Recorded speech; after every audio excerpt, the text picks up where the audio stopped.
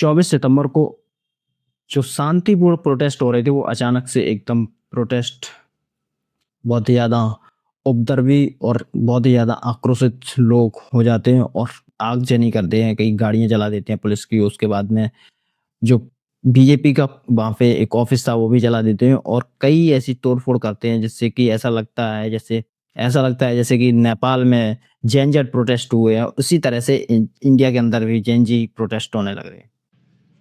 हम अपना हक मांगते किसी से हम जमहूरियत बहाल करो बहाल करो लद्दाख में जमहूरियत बहाल करो। सोनम वांगचुक इस प्रोटेस्ट में सबसे पहले हेड चेहरा थे क्योंकि वो ही इसको हेड एक तरह से उनके ही फेस से चल रहा था और वो ही इस प्रोटेस्ट में और उनको पुलिस गिरफ्तार कर लेती है जब प्रोटेस्ट बहुत ही ज़्यादा उपद्रवी हो जाते हैं, लोग उपद्रव करने लगते हैं, वहाँ पे आगजनी कर देते हैं और बाकी चीज़ें करते हैं, तोड़-फोड़ करने लगते हैं। तो 26 सितंबर को सोनम वांगचुक को पकड़ के पुलिस जेल में डाल देती है और वो भी लद्दाख से सीधा जोधपुर की जेल में फेंक देती है। और इस समय पुलिस गोली भी चलाती है, कई लोगों पे भी गोली लगती भी है, 4 लोग इसमें डेथ होती है और वो पता नहीं पुलिस की गोली से हुई या फिर कैसे हुई क्योंकि वहाँ जो भगदड़ मची हुई थी, उसके बाद जो 4 लोग मरे उसमें एक गोली लगी है। तो वो गोली पुलिस की थी या किसकी थी, इसका मुझे नहीं पता है बट ये माना जा रहा है कि पुलिस की ही गोली। अभी पुलिस ने सोनम वांगचुक को तो पकड़ के जेल में कर दिया है, बट इससे क्या होगा? इससे प्रोटेस्ट खत्म हो जाएँगे? क्या वहाँ का सॉल्यूशन कुछ निकाला जाएगा? क्योंकि 6 अक्टूबर को बीजेपी ने पहले ही बोला था कि हाँ, मीटिंग करेंगे और सरकार की और वहाँ के लोगों से जो मीटिंग होनी थी, वो 6 अक्टूबर को होनी थी। पर इससे पहले ही ये सब हो गया, प्रोटेस्ट इतने उत्तर भी हो गए कि वहाँ पे पुलिस का स्टक डाउन करना पड़ा, सारे लोगों को कर्फ्यू लगाना पड़ा वहाँ पे। आज की डेट में ऐसा है कि वहाँ पे जाके कोई रिपोर्टिंग भी नहीं कर सकता, पूरी तरह से कर्फ्यू लगा हुआ है, कब तक रोक सकते? सोनम वांगचुक जो इस प्रोटेस्ट को लीड कर रहे थे काफी दिनों से। परमिशन आपको रिटर्न में चाहिए। कौन परमिशन देगा रिटर्न में? वो तो आपको कंसर्न से लाना पड़ेगा। किससे लाएंगे हम परमिशन? देश भर में हम जाते हैं, फिलहाल तो परमिशन नहीं है जी। मतलब कब तक ये कानून के मतलब दायरे से बाहर जा सकते हैं? बीजेपी ने खुद अपने ही घोषणा पत्र में कहा था ये कि मैं इसे 6 शेड्यूल का हिस्सा बनाऊँगा। 6 शेड्यूल होता क्या है? 6 शेड्यूल उस एरिया को दिया जाता है जहाँ पे 4 ट्राइबल एरियाज़ हो, उनको खुद एक ऑटोनॉमस डेमोक्रेटिक वो चीज़ें चलाने के लिए दी जाती हैं, रेगुलेशन होता है। तो वहाँ पे खुद की लोक गवर्नमेंट होती है, लोकल गवर्नमेंट बनाई जाती है, जो कि वहाँ के लोगों के ही द्वारा उसे रन किया जाता है। और ये बहुत ज़रूरी भी है लद्दाख जैसी जगहों पे, क्योंकि जहाँ बाहर से आने वाले बहुत टूरिस्ट दिल्ली अदर जगह से लोग वहाँ पहुँचते हैं और उस जगह को क्रिटिकल जगह है जो वहाँ पे एक वाटर क्राइसिस पहले से है। और वहाँ पे जो लद्दाख ऐसी स्टेट है जो हिमालय के बगल में, हिमालय के आसपास की एरिया है, तो हिमालय से जो भी चीज़ें होने वाली हैं, वहाँ के जो ग्लेशियर्स वगैरह हैं, वो पिघल रहे हैं। तो और ज़्यादा वार्मिंग जो जितना टेम्परेचर ज़्यादा होगा, पॉल्यूशन ज़्यादा होगा, उनका जो थोड़ा बहुत पानी बचा हुआ है वहाँ पे लोगों के लिए, तो वो भी खत्म हो जाएगा। प्रॉब्लम ये है कि बॉर्डर एरिया है तो बॉर्डर पे गवर्नमेंट का वहाँ होना ज़रूरी है। कभी कोई प्रॉब्लम होती है, कोई बाहरी अटैक होता है या बाहरी कोई इंट्रूजन्स होते हैं, वहाँ पे आते हैं लोग, तो उसे कंट्रोल करने के लिए वहाँ गवर्नमेंट को परमिशन ना लेना पड़े किसी से, तो गवर्नमेंट चाहती है कि इस तरह की चीज़ें अगर कर देंगे यहाँ पे, शेड्यूल दे देंगे या फिर ऑटोनॉमस स्टेट बना देंगे, तो वहाँ प्रॉब्लम होगी, गवर्नमेंट को परमिशन नहीं मिलेगा और गवर्नमेंट जो चाहती है वो चाइनीज़ थ्रेट बना रहता है क्योंकि जो हमारे वहाँ के चरवाहे हैं, लोकल्स हैं, वो अब उस जगह पे नहीं पहुँच पा रहे हैं जहाँ पहले जहाँ तक पहुँच जाते थे उनकी चरवाहे, यहाँ पे वो चाइना ने ऑलरेडी उतना कंट्रोल कर रखा है।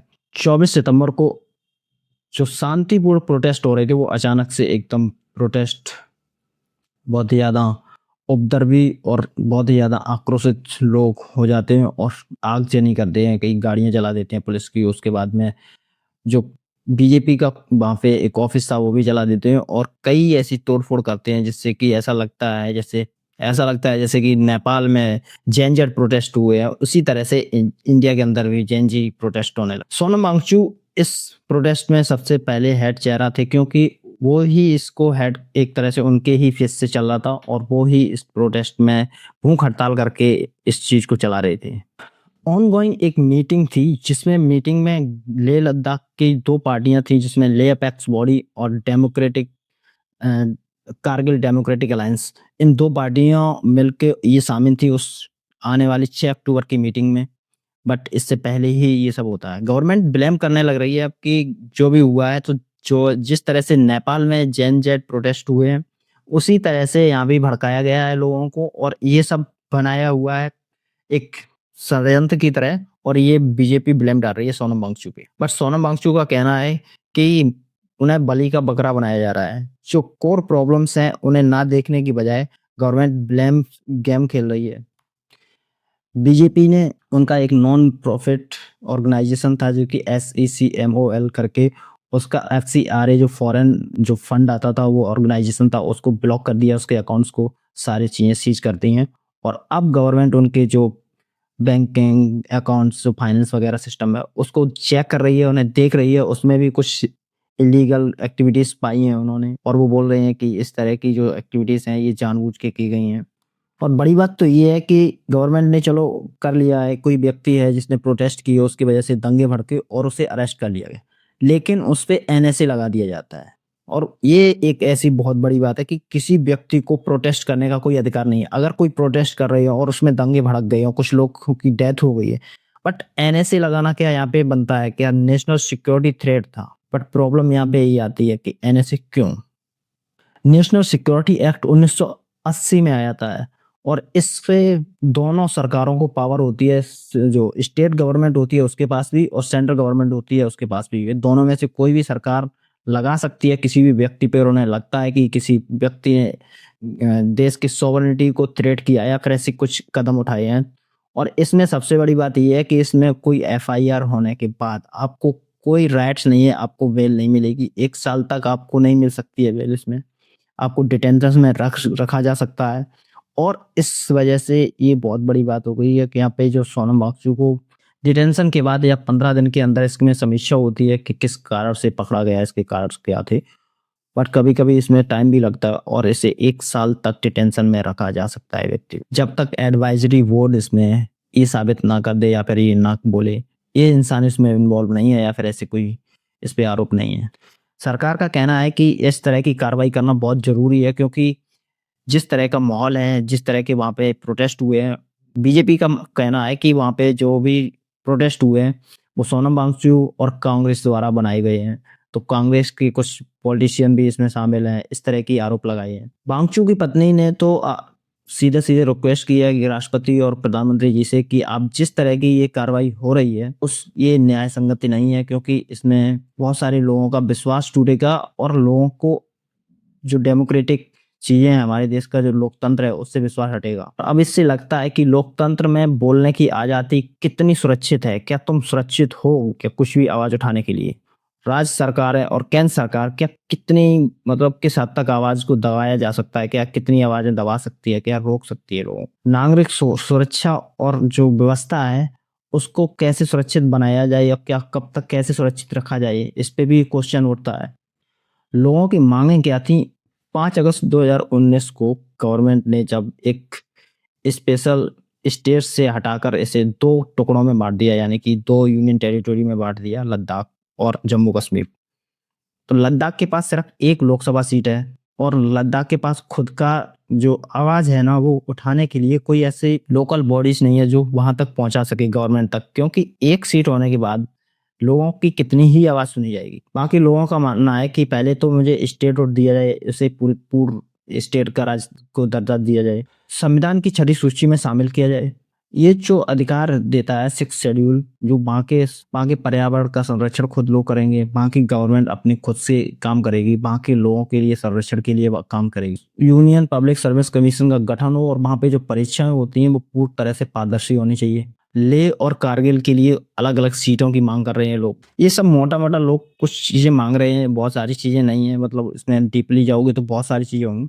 बट गवर्नमेंट और उनका मीटिंग भी होना था। बट अब सोनम वांगचुक है कौन इंसान, जिसकी वजह से इतना सारा मतलब डिसरप्शन हुआ, बहुत सारी प्रॉब्लम्स क्रिएट हो गई और उन पे ही ब्लेम लगाया जा रहा है। शायद उनकी वजह से नहीं हुआ, क्योंकि मीडिया तो पूरी तरह से उन पे ही ब्लेम लगा रही है। उन्होंने मीडिया में टैग भी दे दिया है सोनम वांगचुक का नाम, सोनम बेवफा, पता नहीं क्या-क्या। सोनम वांगचुक ने एनआईटी श्रीनगर से ये अपनी डिग्री हासिल की। उसके बाद में उन्होंने जाके फिर लद्दाख में ही जाके काम किया। वहाँ के लोगों को, लोकल्स को, वहाँ के टीचर, स्टूडेंट को, जो 5% से बढ़कर 75% पास जो रेट था वो आ गया। क्योंकि पहले जो लोग पास नहीं हो पाते थे उनके लिए ऐसी सिस्टमैटिक चीज़ें बनाई उन्होंने, इस तरह से पढ़ाई को तरीके बनाए कि वहाँ पे लोगों को ज़्यादा से ज़्यादा शिक्षा मिले।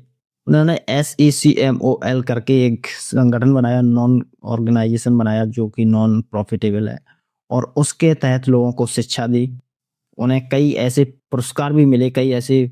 और जो अब सोनम वांगचुक आप ऐसे ही पहचान लीजिए कि जो 2019 में जो मूवी आई थी थ्री इडियट, जो एक करेक्टर था उसमें जो जिसने प्ले किया था आमिर खान ने, वो करेक्टर सोनम वांगचुक का था। सोनम वांगचुक एक एजुकेटर और एक इनोवेटर इंसान है, और तो उन्होंने काफ़ी ऐसी चीज़ें बनाई हैं जैसे कि आइस स्तूपा, और वहाँ पे लोगों के लिए लोकल्स घरों की छतों पे लगाए जाने वाले जो सौर ऊर्जा प्लेट्स वगैरह, बाकी चीज़ों को भी इन्वेंशन किया उन्होंने, और बहुत अच्छे से चीज़ों को डेवलप भी कर रहे थे वहाँ पे लोग चला। उसमें से एक था SECMOL, जो कि है student educational and cultural movement of Ladakh, non profit organisation है। आपने सुना हो सोनम वांगचुक का जो करेक्टर है वो फुलसुख वांगडू, थ्री इडियट करेक्टर, जो थ्री इडियट मूवी में जिस तरह से आमिर खान का करेक्टर है वो सोनम वांगचुक का ही है। उन्होंने एक मंत्रा दिया कि I live simply so that other may simply live,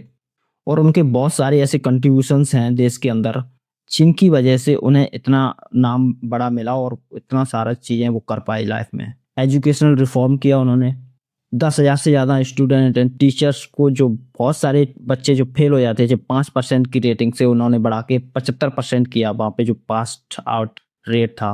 border conservation innovation भी उन्होंने किया। जो वहाँ के जो एक्यूट बॉर्डर रिसोर्सेस हैं उनसे उन्होंने एक, जो लद्दाख में लगातार बॉर्डर रिसोर्सेस का क्राइसिस है, उन्होंने एक नई चीज़ें invention, concept artificial glacier that store, जो कि वाटर पानी को स्टोर कर सकता है विंटर में, और जिसका यूज किया जा सकता है समर के टाइम पे। लो कॉस्ट टेक्निकल चीज़ें बनाई, और बहुत सारे सस्टेनेबल एनवायरमेंट आर्किटेक्चर को भी उन्होंने काफ़ी सहयोग दिया। अब उन्हीं के नाम पे कंट्रोवर्सी हो रही है कि वो पाकिस्तान विजिट किए थे, वो सोनम वांगचुक से मिले थे, ये भी उन पे क्वेश्चन में डाला जा रहा है। एक्चुअली हुआ क्या था, क्लाइमेट एक कॉन्फ्रेंस था, उसमें सोनम वांगचुक डॉन, वहाँ का एक न्यूज़पेपर है डॉन करके पाकिस्तान का, तो उसमें वो शामिल हुए थे, और उसमें शामिल होने की वजह से लोगों ने इतना क्रिटिसाइज किया कि वो पाकिस्तान से मिले हुए हैं, उन्होंने ये किया, पाकिस्तान के साथ वो किया, और पता नहीं कहाँ-कहाँ से मिस इन्फॉर्मेशन लेके आते हैं। बांग्लादेश के यूनिट से भी उनकी एक फ़ोटो थी, जो पुरानी कभी मिले थे, तो जहाँ लद्दाख एक बहुत ही ज़्यादा शांत और बहुत ही ज़्यादा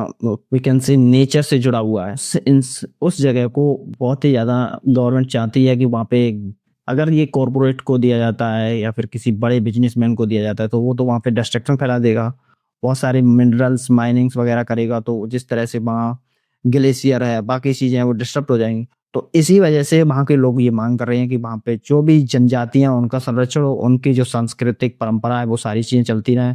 उनकी जिस तरह से नेचुरल प्राकृतिक के साथ उनका घुलना-मिलना है, वो हमेशा के लिए बना रहे। और वो नहीं चाहते हैं कि यहाँ पे आए कोई बाहरी इंसान आके उन्हें डिसरप्ट करे और उन सारी चीज़ों को ख़राब कर दे, क्योंकि ऑलरेडी पानी की किल्लत हो चुकी है वहाँ। उसके लिए सोनम वांगचुक ने कितने सारे स्टेप्स लिए। उसके बाद गवर्नमेंट कुछ ऐसी चीज़ें सोचनी चाहिए जो वहाँ पे नॉर्मली लोगों के लिए हों।